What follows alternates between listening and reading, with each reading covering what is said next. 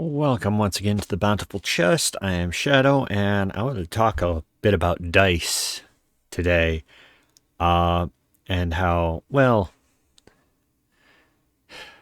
if you're playing online and you're letting people roll their own dice, you might end up with someone that has an abnormal amount of 20s and never seems to get any failures. Now,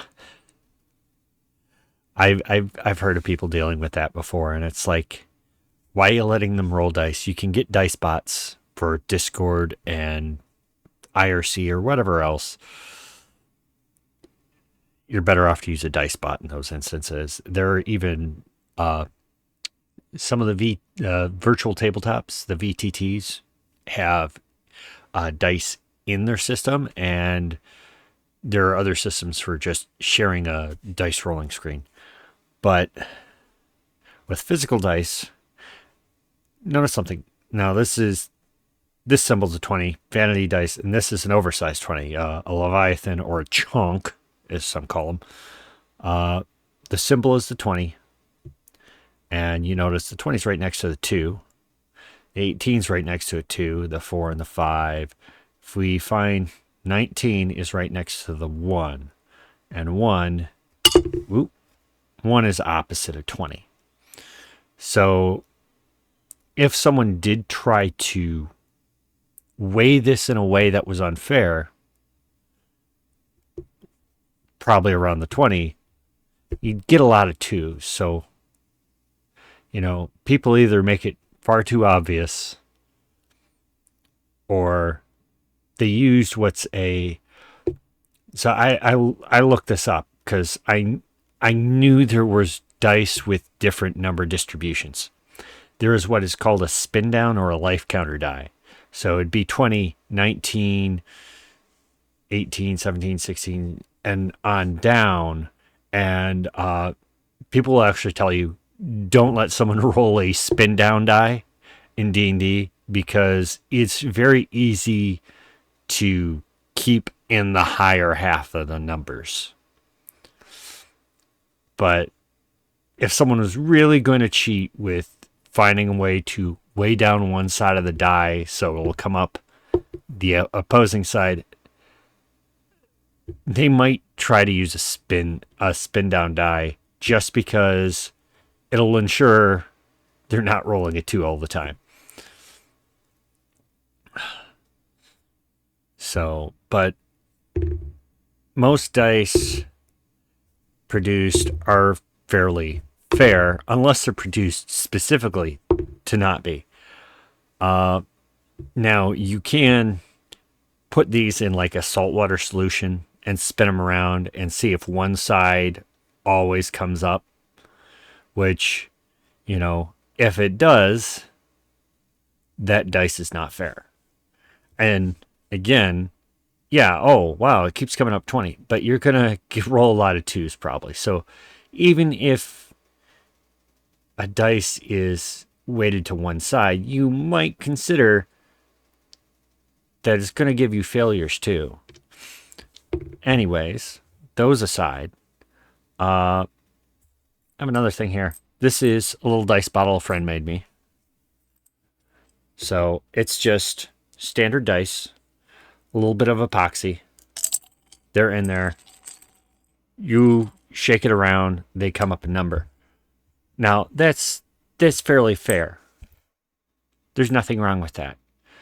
But there is something someone else has made that I would warn against, and it is so luster dust, how people will make, if you go to conventions sometimes, comic book or anime, you might find someone that has a bottle like this, and it's filled with a liquid, and there's like this flowing glimmer in it, and that's luster dust. And what some people are doing is they're taking bottles and filling them with luster dust, putting a D20 in there, and it's like a magic 8-ball. Only I would not recommend using that, because how small these sides are. It's very easy. Oh yeah, Guys, I rolled a 20. Oops, I moved it. I can't show you because it just rolled to another side. It's not a good idea, and people are charging $20 for them. Why would you do that? Now, I do have some dice. I don't know if this will pick it up. Oh, no, it's not going to focus in. This guy actually has some pits in him. It was a manufacturing issue. I had a set and I sent away for another set, and it still has a bit of a pitting issue. So there's little holes. They probably don't do anything. Wow. Yeah, now I'm going to roll straight twos. No, it probably doesn't do much of anything for its fairness, but, you know, a manufacturing default could weigh a side down. But there are some other odd dice you can find. These are, so this was from a campaign called Double Six, and unlike most of the other dice, the 6 is opposite of 6, the 1 is opposite of 1, but 1 is by 6 and 5 and a bunch of numbers because it is a 12-sided die. And they just did this because, like, hey, we think this rolls better, more satisfying roll. It's not necessarily the most fair die. I could test it, but there's nothing wrong with it. I got the gold, red, this lovely one, and a glow in the dark one. But then I got these ones. These are triple fours. Same campaign. But you can see there's symbols. Now, that one's real easy to read. That one, you might take a second to tell that it's a 4 instead of a 3. But there are dice that are hard to read. And I do say avoid letting someone use hard to read dice, especially if you see them scoop them up after rolls a lot. Because if someone's saying, oh yeah, I rolled a 4. No. Roll it again. And leave your hand off it. Because that is one of the ways people will cheat the rolls. Yeah, I rolled it, but you didn't really see it. And that's one of the reasons it's important to be able to read the numbers. Most dice, they have a good contrast, if not the white, the gold, red on black. It's very easy to see the number. Now, I do not have one of the full D100s. You know, I have the... Oh, here, let me get... You know, the what people call the percentage dice. So you have one that's the tens, and you have one that's the ones place, and, you know... Or you have two of these of different colors, and you say which one's going to be the tens place. But there is like a golf ball die that is the D100, but it's like, how do you tell which one is the exact top? Because there's so many sides. So that one can be hard to read. It's a bit of a novelty thing. If you can read it well, okay, go ahead, use it. But that's one I would lean towards not having people roll in the, you know, in the name of fairness. If you can't easily tell what the top number is, you shouldn't use it. Because there should never be an argument about what the actual top number is when you roll a die. But anyways, that's it for this. You know, most dice are fair. You either get Chessex or whatever company. Chessex is fairly fair. You will...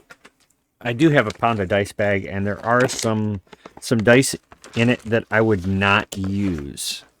he's busted. Oop.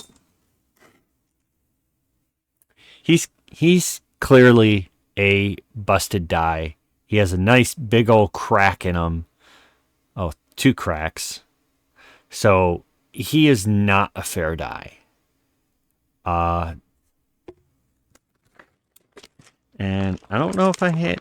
That might be my only real visibly broken one. And that was from a Chessex Pound of Dice bag, which, you know, fairly cheap way to get a whole bunch of miscellaneous dice. You know, if you like having a lot of dice, you might as well get one. But in my experience, most dice are fairly fair.